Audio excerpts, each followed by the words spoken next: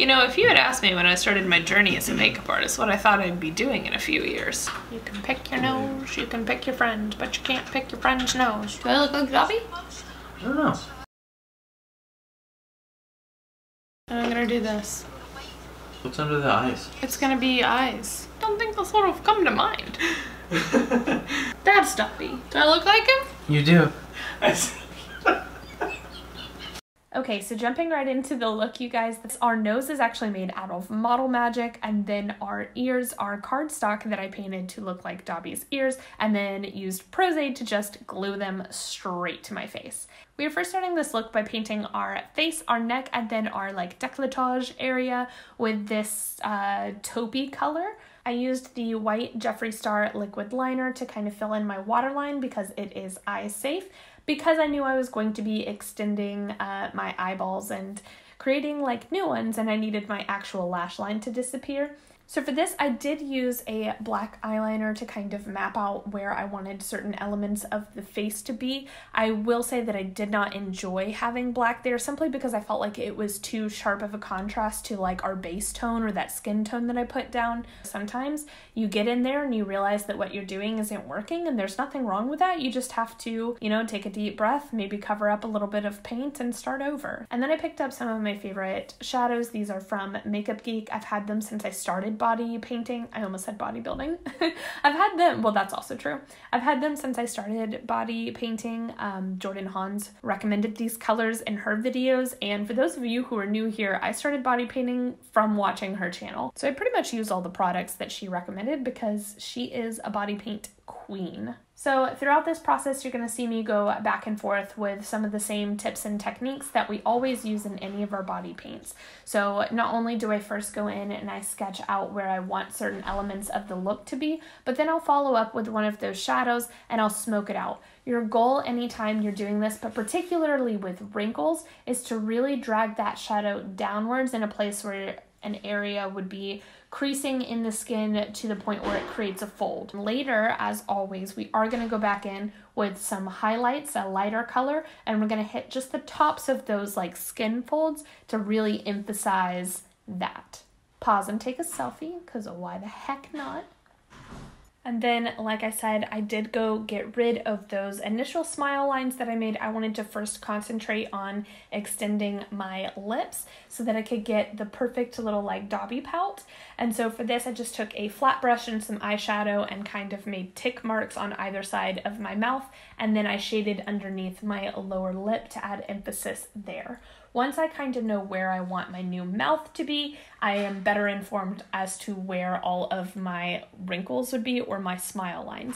I'm using that same brush and those same shadows, and I am lightly sketching out in eyeshadow where I want those new folds to be. Dobby is he's a smiley guy.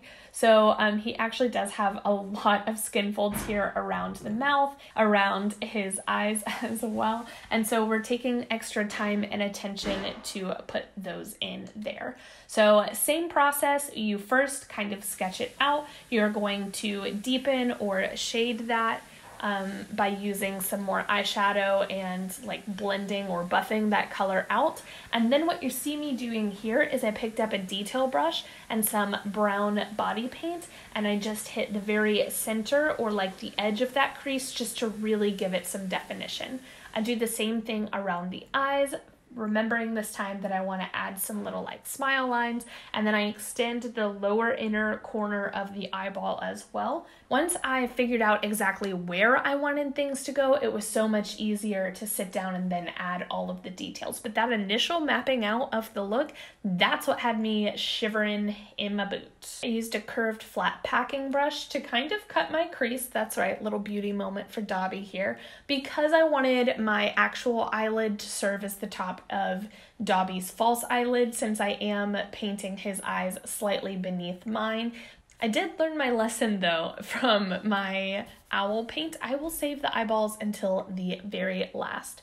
So you see me here just going in with a couple more detail strokes. I really wanted the look to pop. Sometimes the key to making a look like this actually successful is time, patience, practice, being forgiving with yourself when you mess up, because believe me, I messed up a lot. I was actually really worried about how this footage was going to turn out as a result of that, but I figure you guys should know that not every look that I do is easy or perfect, and you know, I'm here to grow just as you guys. Okay, so moving down into the body while we let our face dry and have a little bit of a break, I'm picking up that same skin tone or fleshy color that we used earlier and filling out Dobby's shoulders. And then I'm picking up a white body paint and I am loosely sketching out a pillowcase.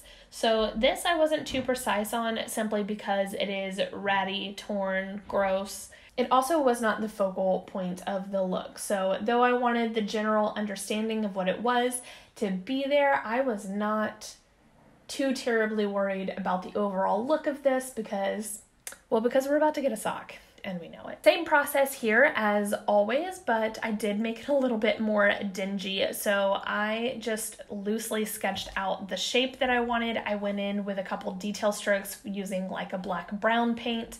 And then I went in and I made it all disgusting. So I took a warm brown eyeshadow and I made it look like we'd been serving our life away, you know. I also made sure to make my arms a little bit smaller as I am a house elf. You can see I did the same thing here with my neck where I just wanted to look like I had a skinny little giraffe neck like Dobby does. All right, going back to the eyeballs. I will say I quite enjoy doing this now that I have kind of figured it out.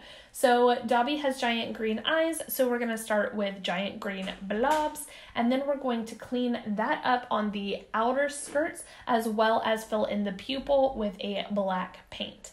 I am using like a neon green to add a little bit more dimension here into the inner portion of Dobby's eyes and as well as the outer portion of the iris, but I'm not filling it all the way in because I do want that gradient, the back and forth between that slightly deeper green and then the like yellow poppy green. The last thing that we're gonna do here is pick up that white liquid liner from Morphe. You guys know I love this thing for adding detail to all of my body paints and a lot of my eye art as well.